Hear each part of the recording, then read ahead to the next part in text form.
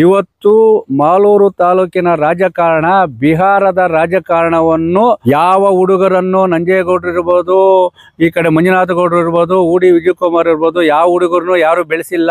ಆ ಒಂದು ಮತ ಎಣಿಕೆಯಲ್ಲಿ ಅಕ್ರಮ ನಡೆದಿದೆ ಅಂತೇಳಿ ಅವರು ನ್ಯಾಯಾಲಯಕ್ಕೆ ಹೋಗಿದ್ದಾರೆ. ಕೆ.ವೈ. ನಂಜೇಗೌಡ್ರೆ, ಮಂಜುನಾಥ ಗೌಡ್ರೆ ಇಬ್ಬರು ಆರೋಪ ಪ್ರತ್ಯಾರೋಪ ಯಾಕೆ ಮಾಡ್ಕೊಳ್ಳಿಲ್ಲ?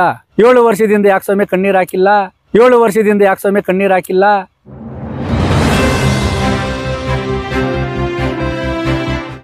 ಮಾಲೂರು ವಿಧಾನಸಭಾ ಕ್ಷೇತ್ರದ ಹಾಲಿ MLA ಆಗಿರುವ ಕೆ.ವೈ. ನಂಜೇಗೌಡ್ರೆ ಹಾಗೂ ಮಾಜಿ ಶಾಸಕರಾದಂತಹ ಅದೇ ಕ್ಷೇತ್ರದ ಮಾಜಿ ಶಾಸಕರಾದ ಮಂಜುನಾಥ ಗೌಡ್ರೆ ಗೌರವಾನ್ವಿತ ನ್ಯಾಯಾಲಯದ ಹೈಕೋರ್ಟ್ ನ್ಯಾಯಾಲಯದಲ್ಲಿ ಮಾಜಿ ಶಾಸಕರಾದ ಮಂಜುನಾಥ ಗೌಡರು ಈ ಒಂದು ಚುನಾವಣೆಯಲ್ಲಿ ನಾನು 248 ಮತಗಳಿಂದ ಸೋಲನ್ನು ಪರಾಭವಗೊಂಡಿದ್ದೀನಿ, ಆದರೆ ಆ ಒಂದು ಮತ ಎಣಿಕೆಯಲ್ಲಿ ಅಕ್ರಮ ನಡೆದಿದೆ ಅಂತೇಳಿ ಅವರು ನ್ಯಾಯಾಲಯಕ್ಕೆ ಹೋಗಿದ್ದಾರೆ. ಮಾನ್ಯ ಗೌರವಾನ್ವಿತ ನ್ಯಾಯಾಲಯದ ನ್ಯಾಯಾಧೀಶರು ಒಂದು ತೀರ್ಪನ್ನು ಕೊಟ್ಟಿದ್ದಾರೆ. ಏನು ಕೆ.ವೈ. ನಂಜೇಗೌಡರು ಆಯ್ಕೆಯಾಗಿರೋ ಅಸಿಂಧು, ಅದರ ಜೊತೆಗೆ 30 ದಿನದ ಒಳಗಡೆ ಮತ್ತೆ ಮರು ಎಣಿಕೆ ನಡೆಸಬೇಕು. ಆದ ನಂತರ ಆ 30 ದಿನಗಳಲ್ಲಿ ಅವರು ಸುಪ್ರೀಂ ಕೋರ್ಟ್ಗೆ ಹೋಗಿ ತಡೆಯಾಜ್ಞೆ ತರ್ಬೋದು ಅಂಥೇಳಿ ಅವರು ಕೊಟ್ಟಂತಹ ತೀರ್ಪಿಗೆ ಅವರೇ ತಡೆಯಾಜ್ಞೆ ಕೊಟ್ಟು ಮಾನ್ಯ ಸುಪ್ರೀಂ ಕೋರ್ಟ್ಗೆ ಹೋಗಲು ಅವಕಾಶ ಕೊಟ್ಟಿದ್ದಾರೆ. ಅದನ್ನು ಯಾಕಂದರೆ ಇವತ್ತು ನ್ಯಾಯಾಲಯದ ತೀರ್ಪನ್ನು ಹಾಲಿ ಶಾಸಕರು ಹಾಗೂ ಮಾಜಿ ಶಾಸಕರು ಸಮಾನವಾಗಿ ಸ್ವೀಕಾರ ಮಾಡಬೇಕು.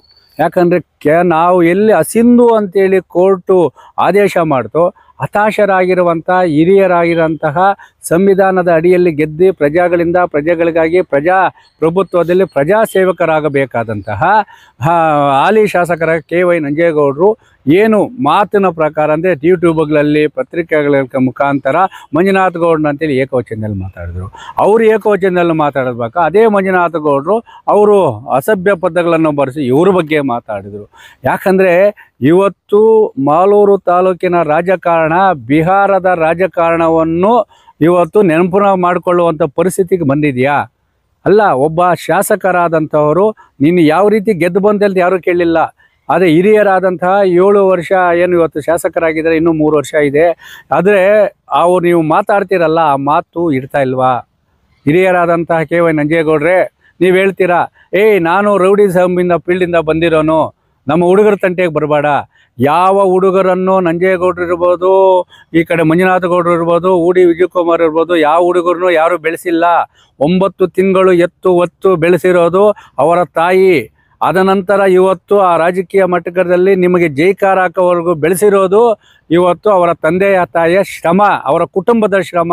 ಅದನ್ನು ಬಿಟ್ಟು ನನ್ನ ಕ್ಷೇತ್ರ ಅಲ್ಲಿ ಯಾರೂ ಬರೋದಿಲ್ಲ.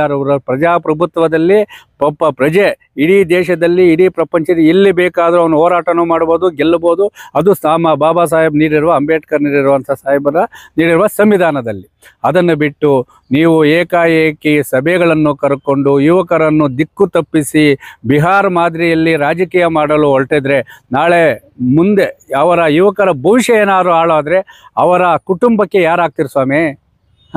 ಕೆ.ವೈ. ನಂಜೇಗೌಡ್ರೆ, ಮಂಜುನಾಥ ಗೌಡ್ರೆ, ಎಲ್ಲ ರಾಜಕೀಯ ಪಕ್ಷಗಳಿಗೆ ನಾವು ಇದೇನ ಕೇಳ್ತಾ ಇದ್ದೀವಿ. ನಾನು ಒಬ್ಬ ಹೋರಾಟಗಾರನಾಗಿ ಇವತ್ತು ಎಲ್ಲ 3 ಪಕ್ಷವನ್ನು ನಾವು ಪ್ರಶ್ನೆ ಮಾಡ್ತಾ ಇದ್ದೀವಿ. ಮಾಲೂರು ರಾಜಕಾರಣ ಯಾವ ದಿಕ್ಕಿನ ಹೋಗ್ತಾ ಇದೆ?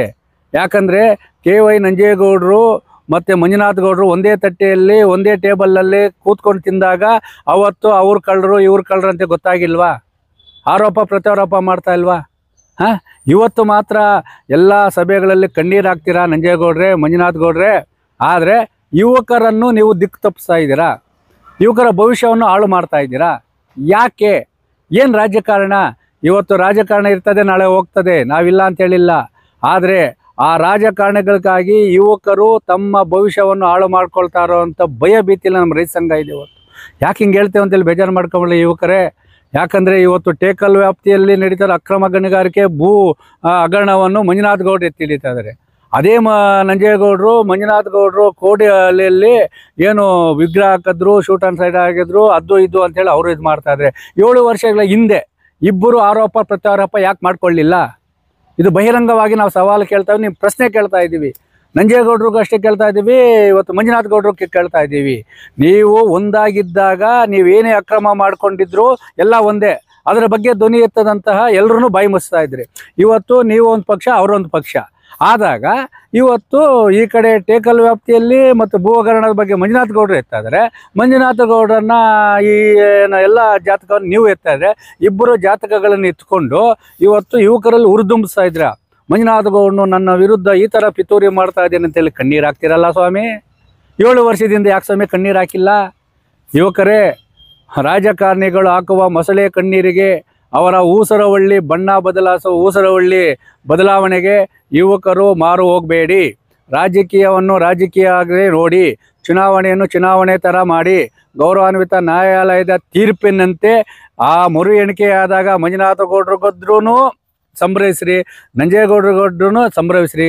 ಅದನ್ನು ಬಿಟ್ಟು ಯುವಕರು ಹಾದಿ ತಪ್ಪಿ ತಮ್ಮ ಭವಿಷ್ಯವನ್ನು ಹಾಳು ಮಾಡ್ಕೋಬೇಡಿ. ಅದರ ಜೊತೆಗೆ ಹಿರಿಯ ಶಾಸಕರಾದಂತಹ ಹಾಲಿ ಶಾಸಕರಾದಂಥ KY ನಂಜೇಗೌಡ್ರೆ ಹಾಗೂ ಮಾಜಿ ಶಾಸಕರಾದ ಮಂಜುನಾಥ ಗೌಡ್ರೆ ಆರೋಪ ಪ್ರತ್ಯಾರೋಪಗಳನ್ನು ಬಿಟ್ಟು ನಿಮ್ಮ ದಾಖಲೆಗಳನ್ನು ಕೋರ್ಟ್ಗೆ ಅಂದರೆ ನ್ಯಾಯಾಲಯದಲ್ಲಿ ಕೇಸು ದಾಖಲಿಸುವ ಮುಖಾಂತರ ಯಾರೇ ತಪ್ಪು ಮಾಡಿದ್ದರೂ ಸಹ ಆ ಒಂದು ಶ್ರೀಕೃಷ್ಣ ಜನ್ಮಸ್ಥಳಕ್ಕೆ ಕಳಿಸುವ ಮುಖಾಂತರ ನಿಮ್ಮ ಕಾನೂನು ಹೋರಾಟ ಮಾಡಿ.